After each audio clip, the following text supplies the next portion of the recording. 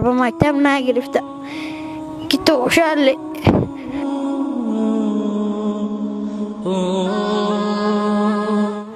ایران بدو گردانی کاش که خور بکده خانمون داستان و حال خوب شده بی سرپناهی به من پیدا شده.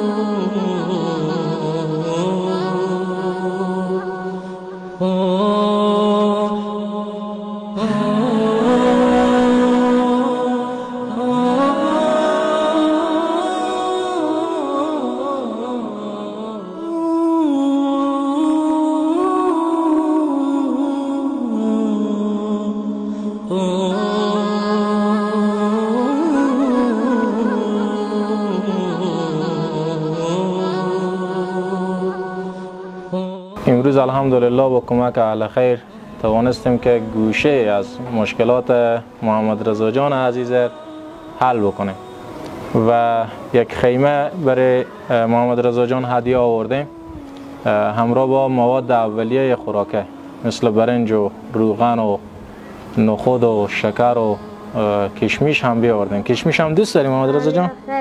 آفرین ماشاءالله. کشمیش هم آوردیم و محمد رضا جان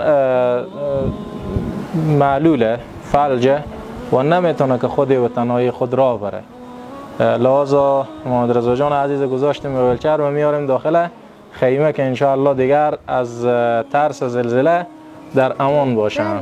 جزاکم الله خیر.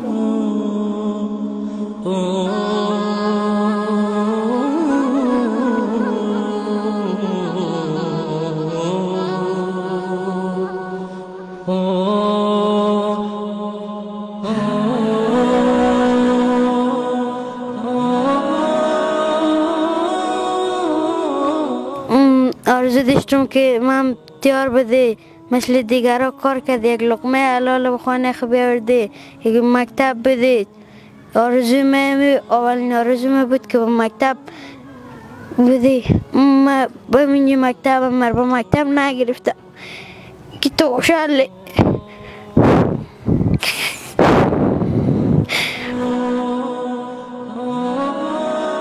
تشکر میکنم از این برادری که یک خیمه به ما خریده، این مواد خوراک خریده، با حاضر به می فرصت به حاضر کرده. خداوند کریم برای من پاداش بزنه، با آخرت بیتی هم با حضرت بزنه، اولادای اهل صالح بیتی. خداوند اونها سعادتمند و کامیاب داشته باشه، عمر بلند داشته باشه که این وقت میته به می فرصت ایت جگر خون که خدا خودی بیتر میداد.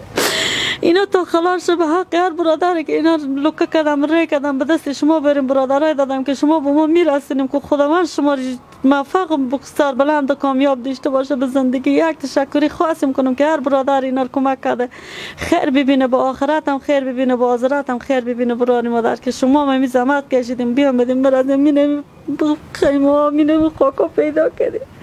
ایران بدو گردانی کاش که خور بکده خانمون داستان و حال خوب شده بی سرپناهی به من پیدا شده. دستی همی زلزله که خود شما میفهمید تمام دنیا به تکون افتاده. خداوند این آفت بکم کنه به روی همینایی که این کمکار میکنه که این آفت زمینی آسمانی را جان همه که مسلمان ها بکم کنه.